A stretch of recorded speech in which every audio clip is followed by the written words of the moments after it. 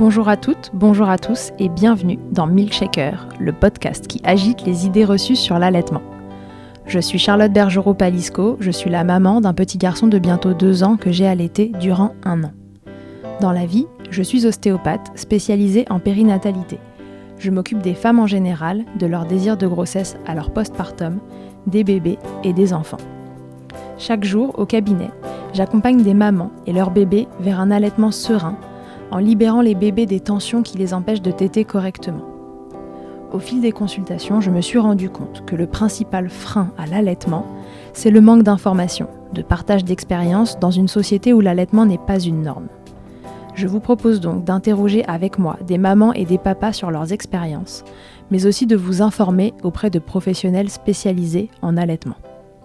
Objectif : banaliser l'allaitement sous toutes ses formes, vous le rendre plus accessible, plus facile, et alimenter ce fameux village dont on a tant besoin pour élever un enfant. Camille, c'est l'histoire d'une maman qui ne voulait pas allaiter, qui se fait surprendre, tant par la beauté que la complexité de l'allaitement. Les routes de ses 2 premiers allaitements ont été semées d'embûches, et le manque d'infos, ça la connaît. Camille en a fait les frais, et elle a décidé que les autres mamans ne devaient pas vivre la même chose. Vous la connaissez peut-être sous le nom de Camille Lolo Helpeuse sur Instagram. Elle accompagne et oriente les mamans vers des professionnels formés. Elle nous parle dans cet épisode de presque toutes les phases de l'allaitement avec son œil de maman très informé. Je profite de cette petite introduction pour la remercier une énième fois d'avoir par son soutien participé à l'élaboration de ce podcast, d'avoir donné son avis sur le podcast lui-même, le nom, le logo, les idées alors que sa grossesse arrivait à sa fin et qu'elle avait bien d'autres chats à fouetter comme on dit. Depuis que je l'ai interrogé, son petit Anatole est arrivé.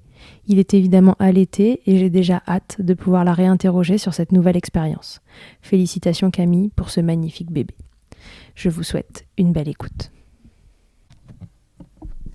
Bonjour Camille et bienvenue dans Milkshaker. Bonjour, merci beaucoup. Alors Camille, raconte-nous qui es-tu ? Alors, moi je suis Camille sur les réseaux sociaux, on me retrouve sous le nom sur Instagram de Camille Lolo Helpeuse. J'ai été marraine référente d'allaitement pour l'association L'Or Blanc, marraine d'allaitement, et j'aide les mamans, je fais du soutien de mère à mère en fait sur les réseaux dans le monde de l'allaitement. D'accord, ok. Et alors depuis combien de temps tu allaites ou combien de temps tu as allaité tes enfants ? J'ai 2 filles. Ma première a 7 ans et quelques. Je l'ai allaitée 3 mois. Et ma deuxième a presque 3 ans, aura 3 ans en septembre, et je l'allaite toujours. D'accord, ok. Alors, est-ce que tu t'étais fait une idée de l'allaitement avant de commencer à allaiter ? Quel était ton ressenti autour de l'allaitement ? Oui, pour ma première, clairement, c'était je n'allaiterai pas pendant une grosse partie de la grossesse parce que ça abîme les seins, parce que je veux que papa participe, parce que plein d'idées reçues que j'avais en fait là-dessus, je m'étais mis en tête que je n'allaiterais pas de toute manière. D'accord. Voilà, et puis pour ma deuxième, après c'était une évidence. D'accord. Alors, comment t'es passée de ce non, j'allaiterai pas à j'ai quand même allaité 3 mois pour la première ? Eh ben, je suis passée à ça grâce à ma fille qui a fait une montée au sein fabuleuse après un accouchement qui a été très compliqué. Et du coup, j'ai dit bon, bah pourquoi pas, on va essayer. J'ai fait toutes les erreurs qu'on peut faire. Du coup, l'allaitement a été assez écourté. Mais voilà, j'ai juste écouté mon bébé qui est monté au sein le jour de l'accouchement et j'ai dit bon, bah allez, je tente. On verra. Pourquoi pas ? Pourquoi pas? Et j'ai regardé mon mari, j'ai dit ça te dérange pas? Il me dit bah non. Enfin, une maman, ça a des seins pour allaiter, donc vas-y. Enfin, il était hyper ouvert et du coup ça m'a boosté, je pense aussi. Ok, et alors comment ça s'est passé du coup cet allaitement ? Ben, j'y suis allée au feeling en écoutant énormément les médecins, les personnes médicales. Donc, au 2e jour, elle avait la tétine dans la bouche parce qu'elle avait un trop fort besoin de succion. Elle avait des biberons rapidement, mais pas forcément de mon lait parce que j'avais la flemme de tirer mon lait et je voulais que papa participe. Voilà, enfin c'était que des choses comme ça. Il s'est avéré que ça a été précipité parce que j'ai perdu quelqu'un de ma famille, donc j'ai eu un choc émotionnel. qui a fait Mmh. que j'ai une baisse de lactation. Et là, si j'avais été informée, j'aurais pu le rattraper. Mais là, n'étant pas informée, j'ai écouté mon médecin qui m'a dit arrêtez de la faire souffrir, donnez-lui que des biberons et puis ça passera bien comme ça.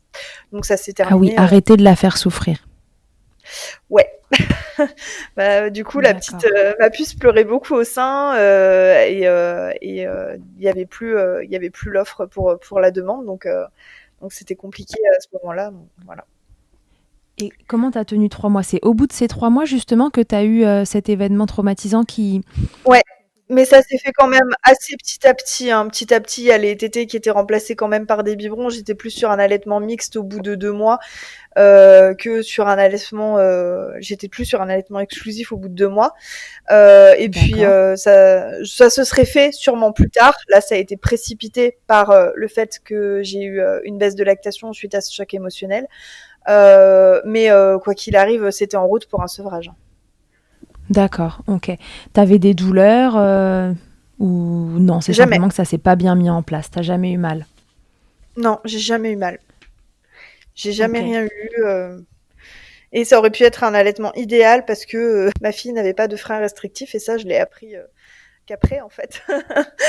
Ça aurait pu être D'accord. parfait. Mais du Qu'est-ce coup, qui fait que ça je a sais pas du pas, tout. fonctionné au démarrage alors exactement? Est-ce que tu arrives à savoir quels points ont fait que ça a été Clairement, un échec, dans ton cas? j'étais pas informée. J'étais pas du tout D'accord. informée, je m'étais pas informée, je m'étais pas entourée des personnes qui étaient informées. Je ne connaissais ni l'existence des IBCLC, donc des consultantes en lactation IBCLC, ni les marraines ou la Leche League ou quoi que ce soit. Je savais même pas qu'il existait tout ça. Pour moi, c'était quelque chose de naturel, l'allaitement, donc ça se ferait tout Oui, et seul puis et tu le médecin débarquais traitant. complètement en fait, parce que Ouais, tu pensais même pas allaiter la veille et puis le lendemain, tu oui, avais ton bébé voilà. au sein. Je me suis dit que le médecin traitant jouerait très bien son jeu dans les conseils pour allaiter, étant donné qu'il s'occupait de toute la santé du nourrisson. Pour moi, ça en faisait partie, c'était évident, donc j'écouterais ses conseils, quoi. D'accord, et donc c'est, les histoires de tétines, de compléments et cetera, tu Ouais, penses c'est ça. qui ont généré ce manque de lactation finalement dès le départ Exactement. et qui Ça s'est s'est aggravé précipité. avec le temps, Mmh. et ça a précipité la fin de l'allaitement. Et Exact. alors, ton deuxième allaitement qui lui, dure, toujours, Ouais. qu'est-ce qui a été différent? Comment ça s'est passé? Raconte. Alors avec mon mari, on s'est énormément informé. On s'est renseigné sur tout ce qui existait pour pouvoir nous aider. Il faut savoir qu'il y a 2 ans et demi, c'était pas encore aussi, je trouve, on parlait pas encore autant des consultantes en lactation et BCLC non plus quand même. On n'avait pas de marraine Mmh. d'allaitement en France. Enfin voilà, il y avait quand même des choses qu'il y a Ah, c'est maintenant très qui, récent, ce système de marraine ouais, d'allaitement? ça date depuis septembre, il y a 1 an, bah du coup bientôt 2 ans. Mais non, c'est ça, il y a 1 an. Ça fait septembre 2019 ou 2018, je sais plus. Mais c'est très récent et c'était tout petit en 2018 encore. D'accord, OK. Donc Donc c'est L'Or Blanc ouais, Association qui, a un réseau de marraines en ouais, France d'allaitement, de mamans allaitantes un peu expérimentées, en fait, c'est ça? Qui ouais. accompagnent d'autres mamans allaitantes, Qui ont débutantes? une expérience d'allaitement réussie de plus de 6 mois en exclusif. D'accord, Et voilà, pour pouvoir se soutenir les unes les autres, se envoyer les mamans chez des professionnels de santé qui sont formés, voilà, arriver d'accord. à créer ce petit Donc réseau. toi, tu as pas eu accès à Après, ça quand, ta fille est née? non, pas du tout. Ma fille est née prématurée. Elle est D'accord. née à 35 semaines. Pour Selon, elle savait se nourrir seule au sein, et elle savait se réchauffer seule. Enfin, c'était pas un grand prématuré. Heu, Mmh. donc le début d'allaitement a été difficile parce que l'hôpital, était pas pour, ce qu'elle soit allaitée étant donné qu'elle était préma, ils voulaient pouvoir contrôler les quantités. Donc il y a eu des premiers D'accord. bâtons dans les roues qui ont été mis à ce moment-là. Mmh.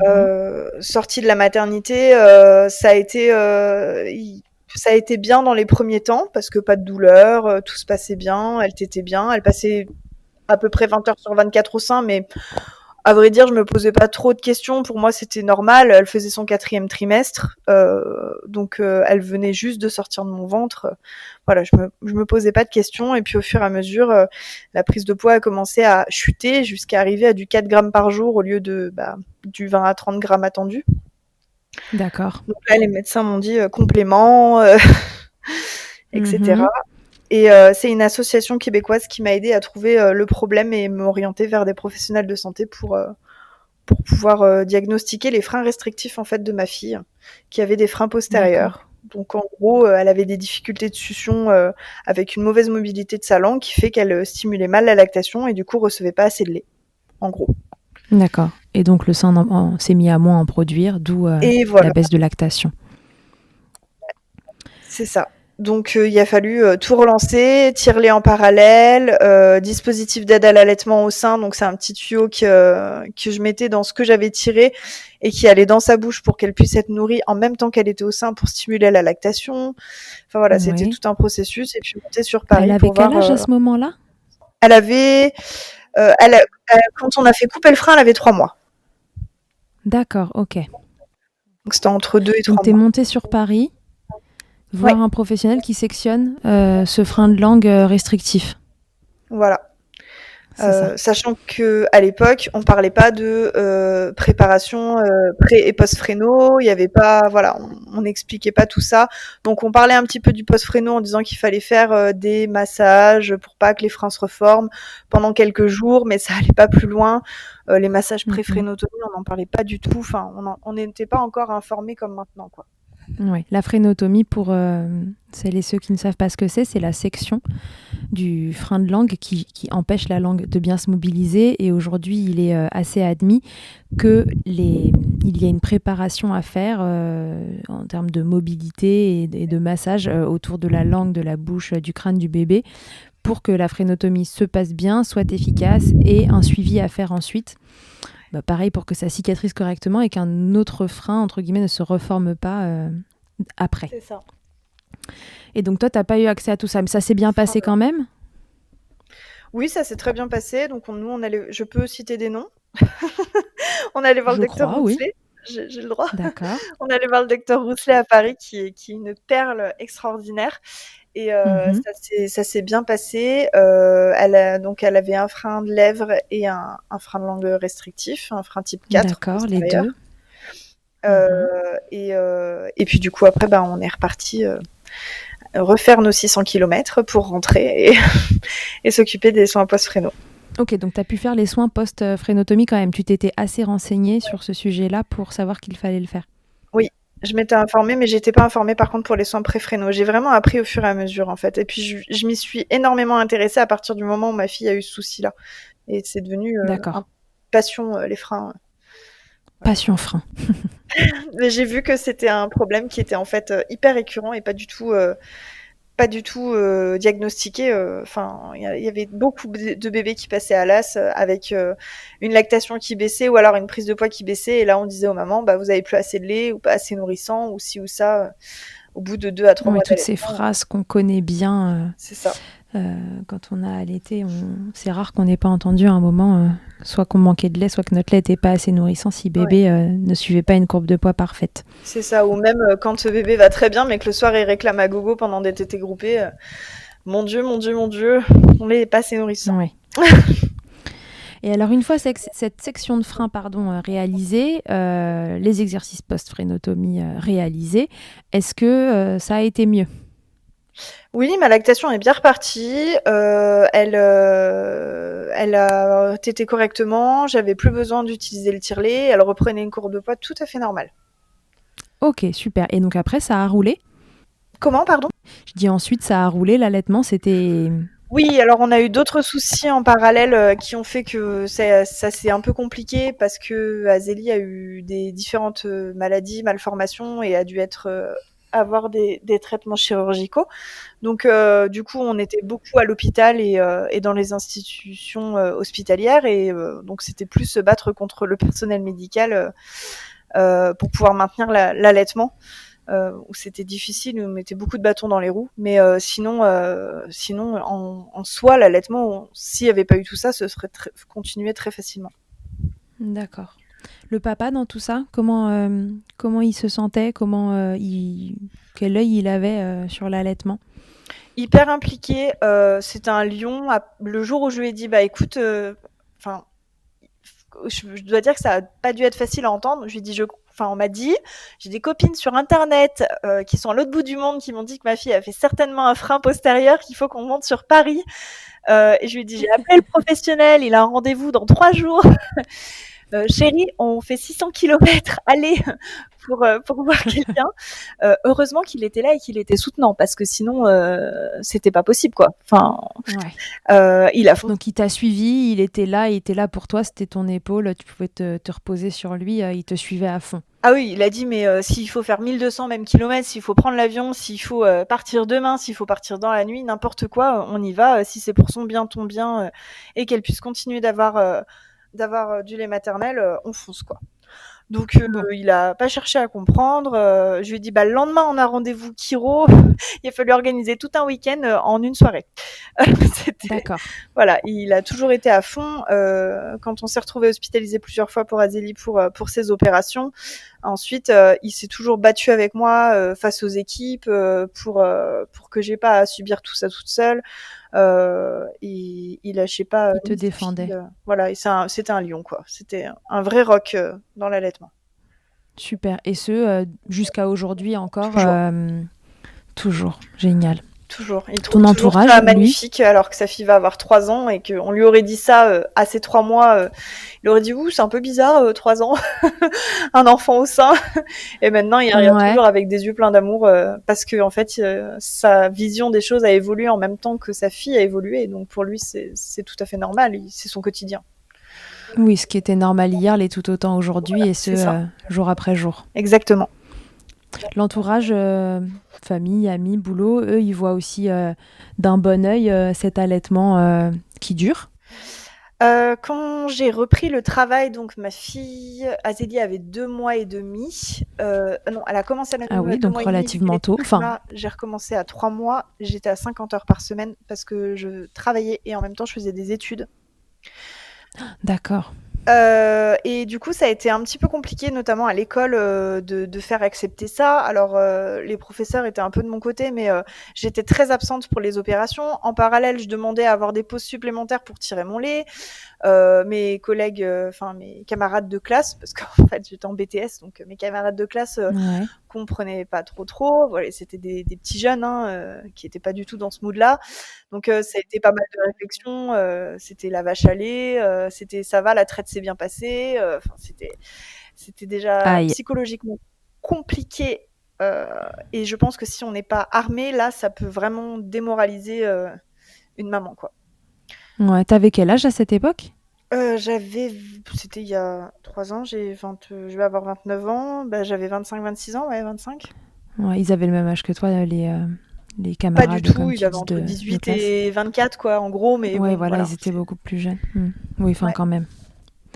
Des réflexions pas toujours très agréables. C'était une formation un peu dans l'industriel, donc c'était beaucoup de garçons. Donc, très jeunes dans leur tête. Qui comprenaient pas bien pourquoi tu faisais ça. Ouais, c'était un peu compliqué pour eux, je pense. Ça faisait beaucoup de choses. Mais bon, j'aimerais dire aux mamans que c'est quand même possible de retravailler, de faire des études, d'avoir des galères personnelles en parallèle avec des opérations, des choses comme ça, du stress, et d'y arriver.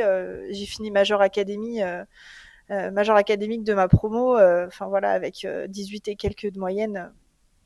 Donc, en allaitant. Au BTS, en allaitant, et j'allaite toujours, et ma fille a toujours été au contenant alternatif chez Nounou, et ça s'est très bien passé.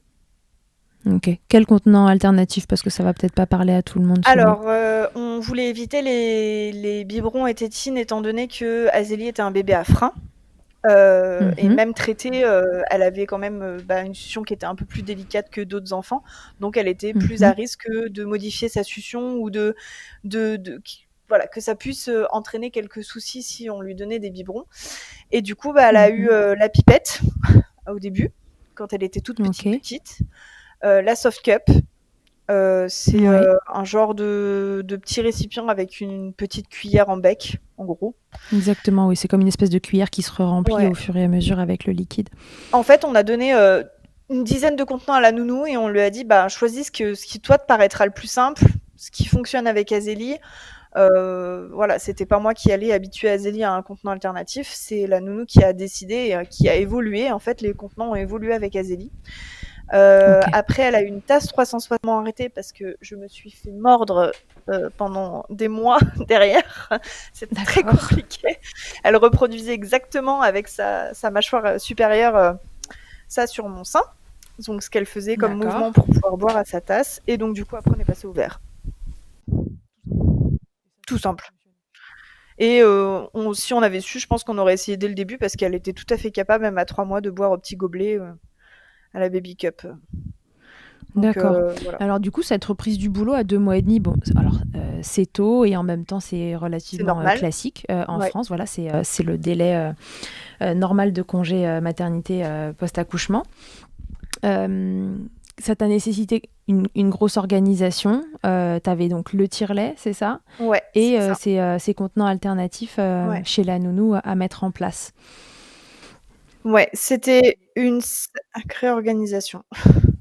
Ouais, grosse organisation. Jusqu'à quel âge ça a été contraignant, entre guillemets, cet allaitement, ce tir-allaitement pour la reprise du boulot? Pour le travail.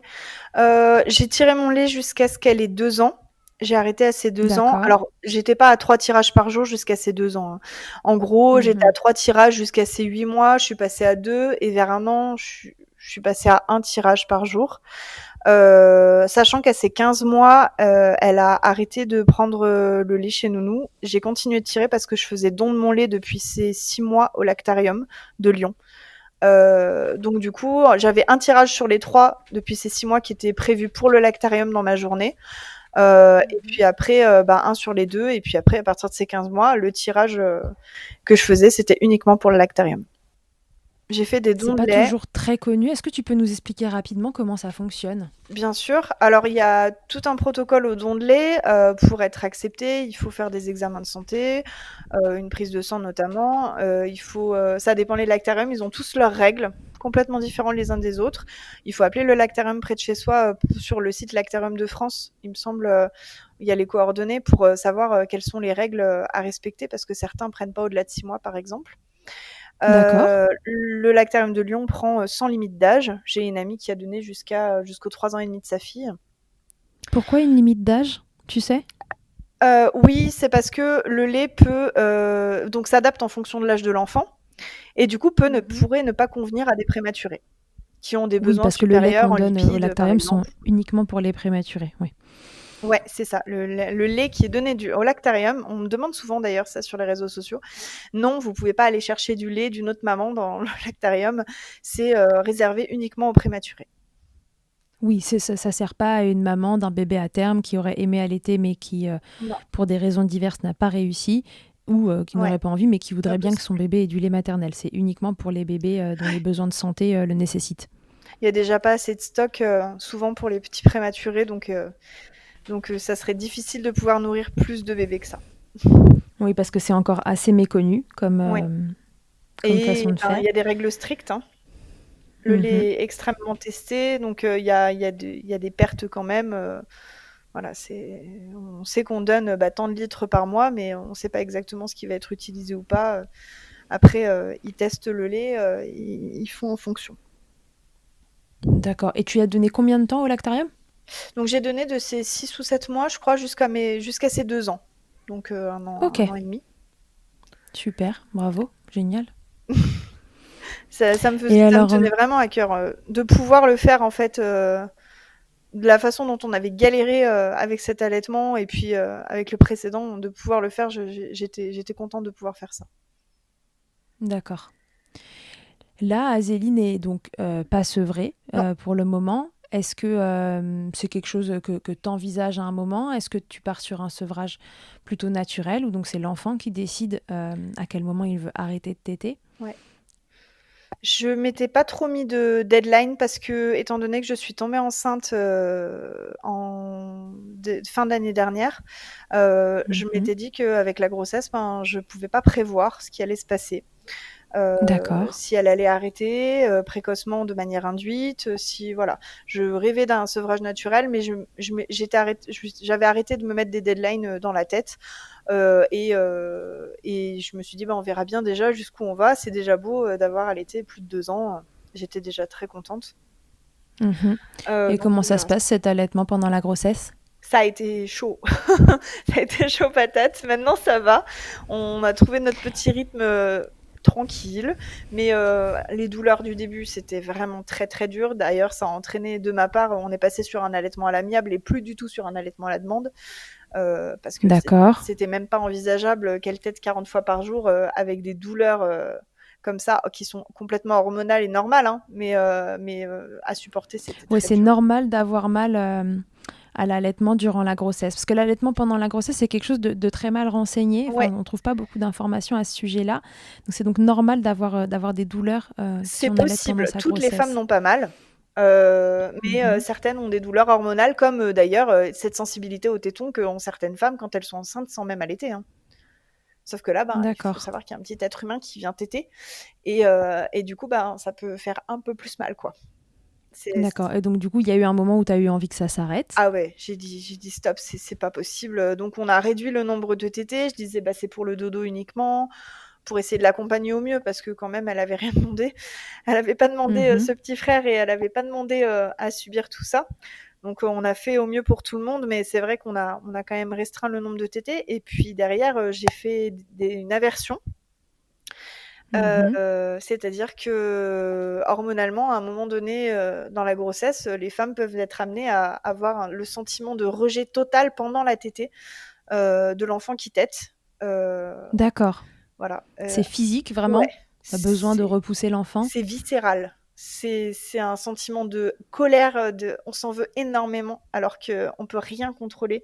C'est complètement normal, et de ressentir ce genre de choses et il faut pas culpabiliser de ressentir ça, mais on s'en veut énormément et sur le coup, on pourrait taper contre le mur, quoi. Enfin, c'est vraiment, c'est vraiment de la colère, de la haine, c'est du repousser l'enfant, quoi. On a juste envie de C'est repousser, que ça viscéral. s'arrête.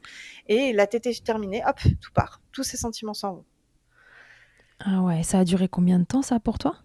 Ça a duré au bien jusqu'au début du troisième trimestre. Ouh!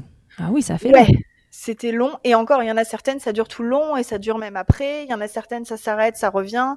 Voilà, ça dépend de chaque femme. Il faut savoir qu'il n'y a pas de schéma précis quand on est enceinte. On peut pas Ouais. savoir de comment ça va se passer, ni comment l'enfant va se comporter quand il y aura une raréfication de la lactation ou un changement de goût quand on passe au Oui, colostrum. parce que le lait peut changer de goût et en Ouais. effet, Donc, hem il faut pas prévoir, il faut vivre au jour le jour et faire comme on peut, c'est déjà bien.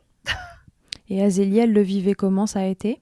Ah, ça a été très dur ce rejet-là parce qu'elle, la raréfication l'a pas du tout dérangée. Elle passait en tété réconfort, et puis pour s'endormir et puis pour s'apaiser.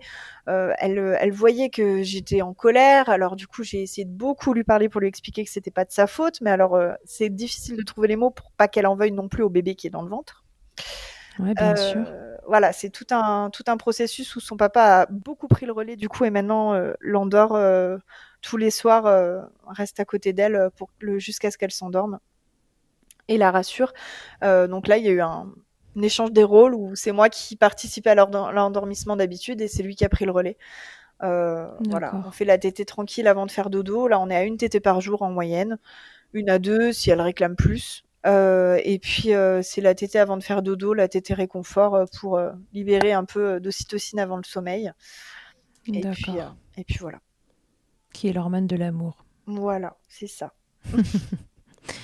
OK, bon là encore vous avez formé, une belle équipe, Ouais, avec ton conjoint, pour pouvoir se relayer, à un moment où c'était compliqué et qu'il fallait trouver un autre rythme que celui, qui était, confortable précédemment. exactement. Bah, c'était nécessaire. Un soir, il m'a entendu hurler, j'ai hurlé, j'ai mes émotions qui ont explosé.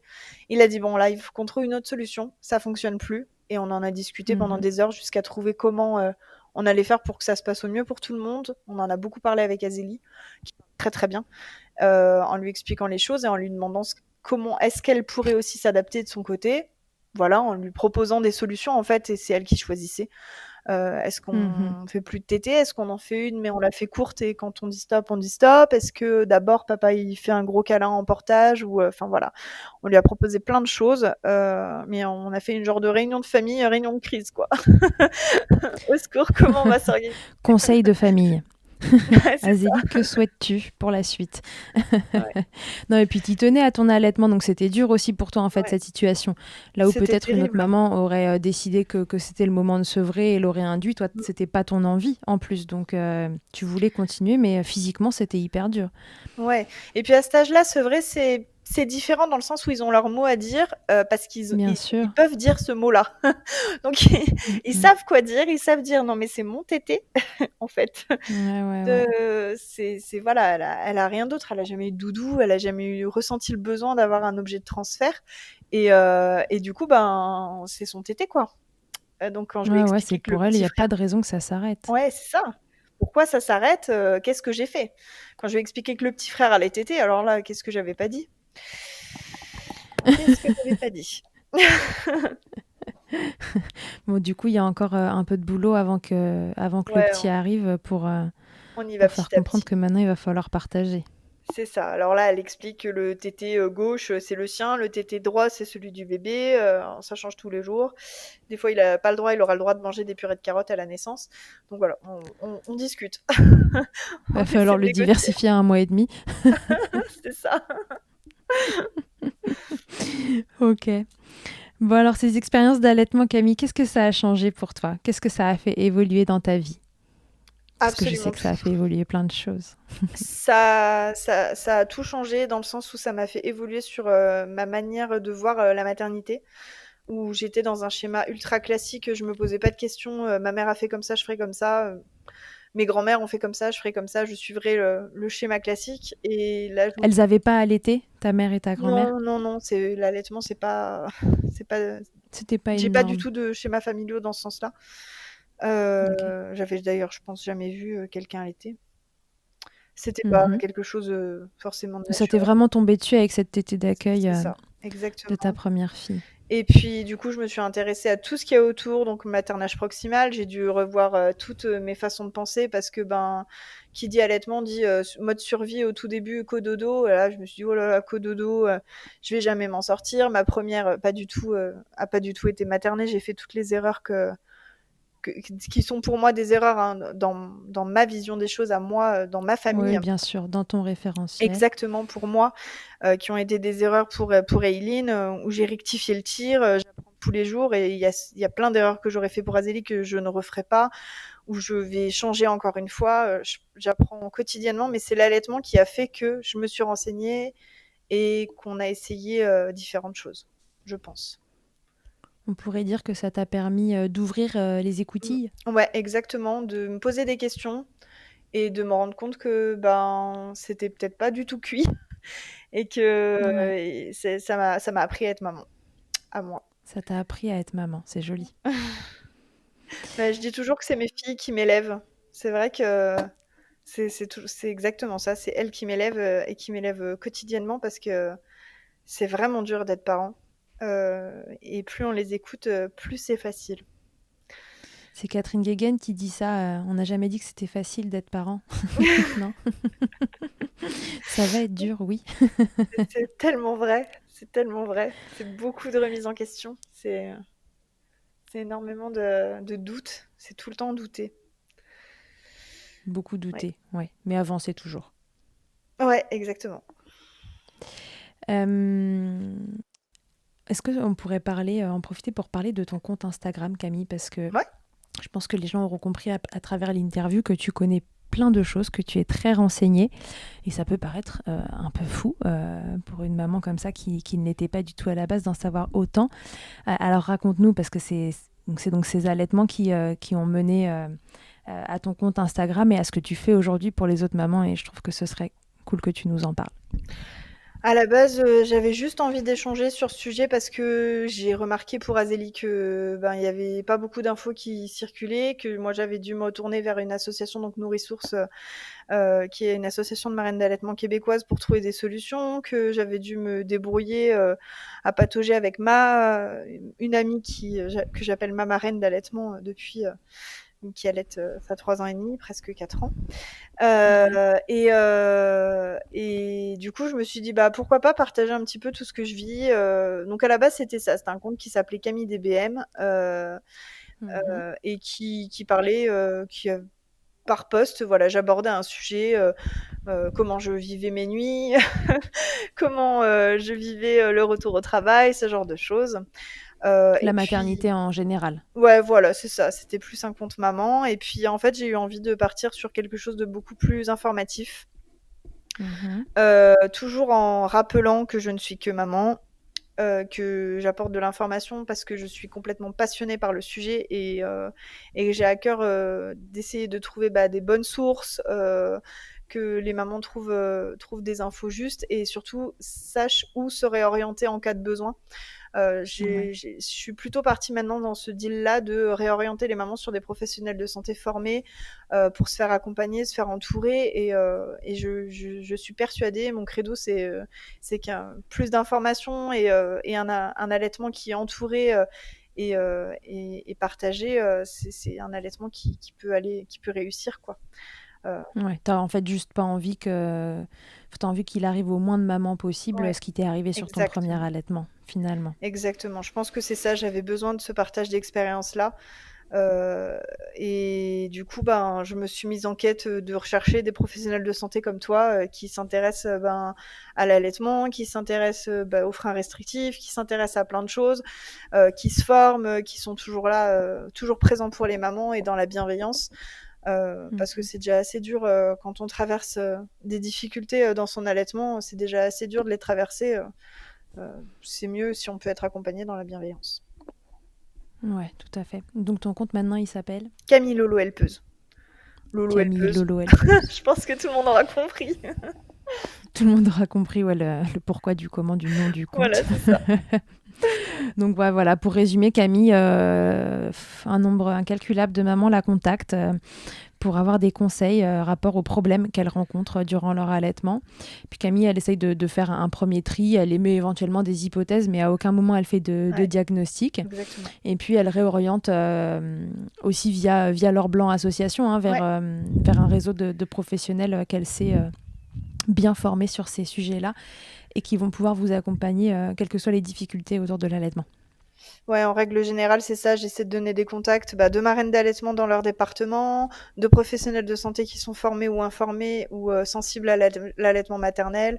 Voilà, les IBCLC autour de chez elles, qu'elles puissent se sentir entourées et qu'elles aient un petit carnet d'adresses. Je les encourage vraiment à se faire ce petit carnet avant même l'accouchement Ouais. pour avoir tout ce qu'il faut le jour J si elles en ont besoin. Toi, tu leur conseilles de se préparer Ouais. avant l'accouchement?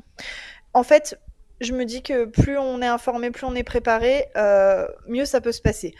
Si le jour J, on se rend compte que bébé tète pas ou tète mal et qu'on a mal à la maternité, prendre son téléphone, dire allô, je prends l'exemple de Catherine parce qu'on connaît toutes les deux Catherine, je pense Mhm. beaucoup à elle, qui est IBCLC Catherine Fontenelle. dans la région parisienne. Allô Catherine, au secours, du coup, ça se passe pas comme prévu mon allaitement, est-ce qu'on peut se voir à la sortie de la maternité? Et déjà, elles sont plus sereines en se disant, je vais être entourée, quoi. Je Ouais, serai je pas sais que toute j'ai seule. quelqu'un qui va pouvoir m'accompagner là-dedans. Voilà, il y a des solutions, je serai pas en panique, et puis avoir une marraine, en se disant, à 23h, j'envoie un message, bon, il a 3 semaines, ça fait 4 heures qu'il est au sein, là, j'en peux plus, je veux tout arrêter, il a trop Est-ce que faim. j'ai encore assez de lait? Ouais, c'est ça. Est-ce que tu penses Et pas du que coup, mon la lait, il le marraine nourrit qui peut pas assez? répondre, «Mais Voilà. t'inquiète pas, tu veux qu'on s'appelle?» Voilà, enfin, c'est tout un processus. Je me dis que plus on est accompagné dans ces premiers moments-là, dans ces premières semaines, ces premiers mois, mieux ça peut se passer. Yes. Ok, merci beaucoup Camille. De rien, merci beaucoup. Est-ce qu'on aurait pu oublier quelque chose dont tu aurais envie de nous parler? Je crois que il y avait des petites questions, à la fin dont tu m'avais parlé, par rapport Ah mais bien au sûr, l'interview Fast Milk, hein, t'inquiète pas, ah! tu vas pas y Je vais couper. trop vite là. Non, t'as essayé de finir avant l'heure. Pardon, je me fais gronder. Non, non, on va faire l'interview Fast Milk, très bien. Si tout a été dit avant, alors Je on crois y que va. c'est bon, hein. Alors Camille, interview Fast Milk avant de se quitter. Quelle est ta tétée la plus insolite? J'hésite entre devant le Vatican. C'était quand même Ouais, pas pas mal. mal. Et à l'intérieur du Colisée, on s'est retrouvés 3 mamans allaitantes sur un banc de bambins. Donc il y avait plus d'1 an, 2 Italiennes et Ouais. moi-même. Et ça, j'ai trouvé ça juste dingue. C'était trop bien. Vous avez pu échanger? Parler la même langue? Difficilement. Ma che bella, voilà, Ok. ça n'a pas arrêté là. Mais il y avait beaucoup de regards et beaucoup d'amour et c'était beaucoup de. Du coup, on se sentait juste comprise. On se sentait bien, quoi. Ok. Le truc le plus glamour qu'il t'ait été donné de vivre durant ton allaitement, ou tes allaitements. Le plus glamour. Euh... Ça peut être ironique. Ouais. Je pense que les fuites de lait, c'était hyper glam. J'adorais avoir des belles taches sur mes t-shirts. Ça, c'était du bonheur. T'en J'ai avais quand même eu beaucoup. des fuites jusqu'à 15 mois. Hein. Ah ouais, pas mal. Ouais, c'est génial, les coussinets d'allaitement, tout ça. Ouais, ça, j'adorais. Ouais, la fuite en pleine journée sur ton t-shirt Ouais. Ah, il y a quand même au une fois, moment. si, sans faire exprès, ma fille tétait. Donc, faut savoir qu'avec avec la succion un peu désorganisée, j'avais un REF, donc un réflexe d'éjection fort. Et Ouais, alors là, c'est quand le sein éjecte le lait, très, très fort. comme un jet, quoi, hein, tout Très loin, c'est simplement. ça. Et j'ai des amis de ma maman qui arrivent, qui viennent pour me dire bonjour. Ma fille devait avoir 4 mois. Elle s'enlève du sein, bah, il s'est fait arroser. Hein.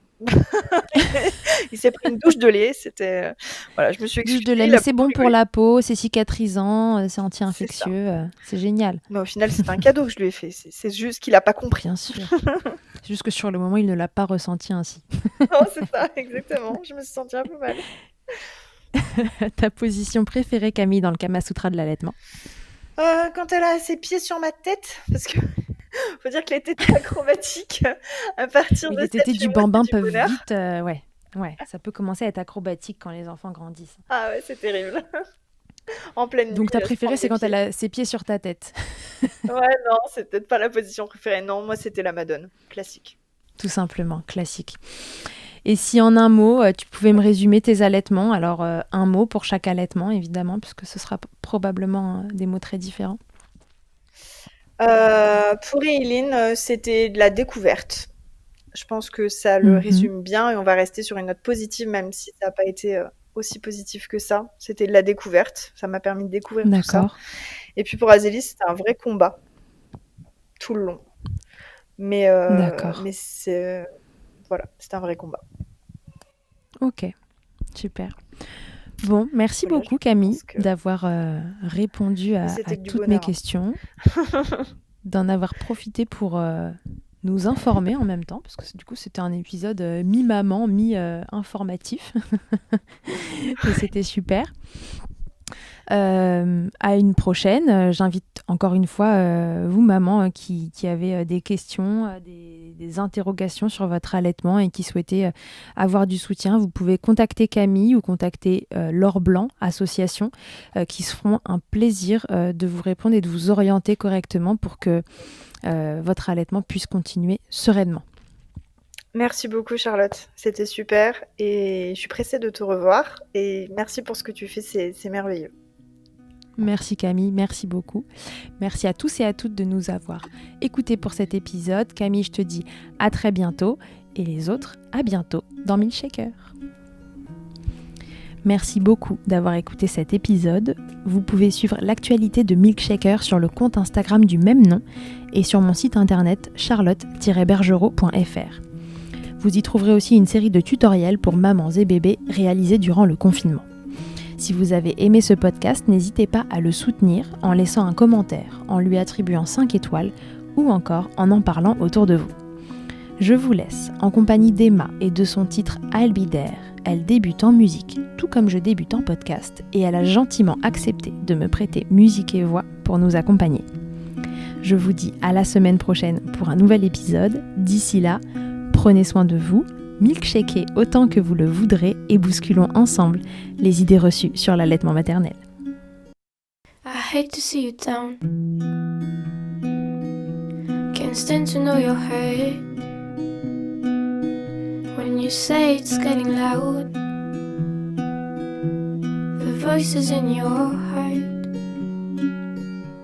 And you know I get it, so let it all out. Keep your head up, your masterpiece, and I'll swear that I'll be there by your side. A text away, you know you can find me.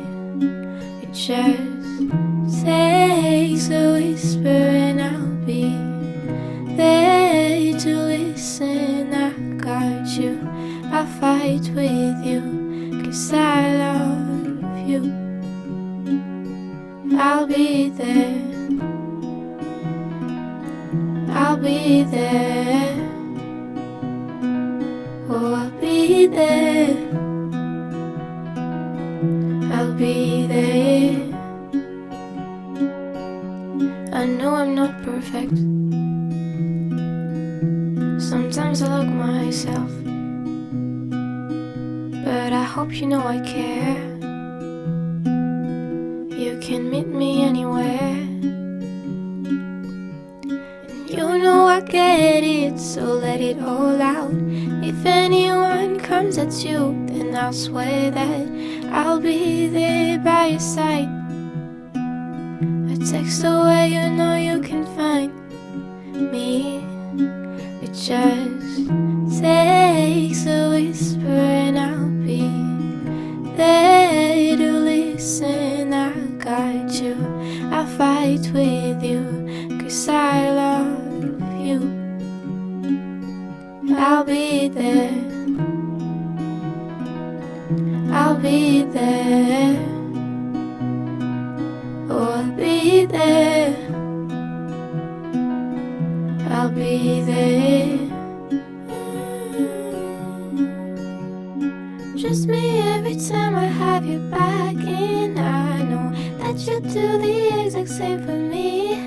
Side by side, don't even need to talk. You know I get it, so let it all out. Keep your head up, your masterpiece, and I'll swear that I'll be there by your side. A text away, you know you can find me. It just takes a whisper and I'll be there to listen. I got you, I'll fight with you, 'cause I love you. I'll be there, I'll be there. So I'll be there, I'll be there.